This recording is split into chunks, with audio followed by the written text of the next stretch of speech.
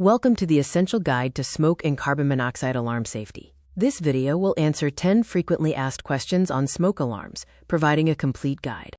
We'll cover the 5 layers of fire safety, starting with understanding the hardware, proper setup, maintenance, troubleshooting the sounds, and knowing your rights and rules. Q1.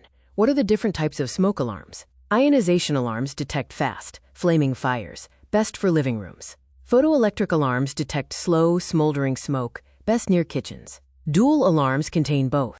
Q2. Can I mix smoke and carbon monoxide CO detectors? Yes, you can use separate detectors or buy combination units that detect both simultaneously and save ceiling space. Q3. Where should I place my smoke alarms? Install alarms inside every bedroom, outside every sleeping area, and one on every floor. Keep them 20 feet from ovens and 36 inches from bathroom doors. Q4. Are interconnected alarms better? Yes, they link together, so if one detects smoke, all alarms sound the alert, giving you early warning anywhere in the home. Q5. How often should I change the batteries? For standard batteries, replace them every 6 months. Sealed lithium batteries last 10 years and do not need replacement. Q6. Why is my smoke alarm beeping or chirping? 3 loud beeps mean a fire emergency, and 4 mean a carbon monoxide emergency. A single short chirp means the battery is low, and 2 short chirps mean the alarm is dead. Q7.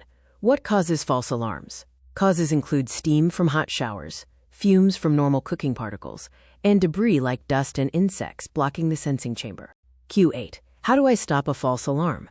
First, press the hush button to silence the noise for 10 minutes. Second, clean the vents. Third, reset the power by holding the test button for 15 seconds.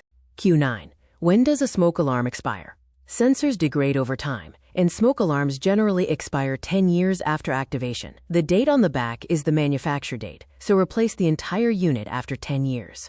Q10.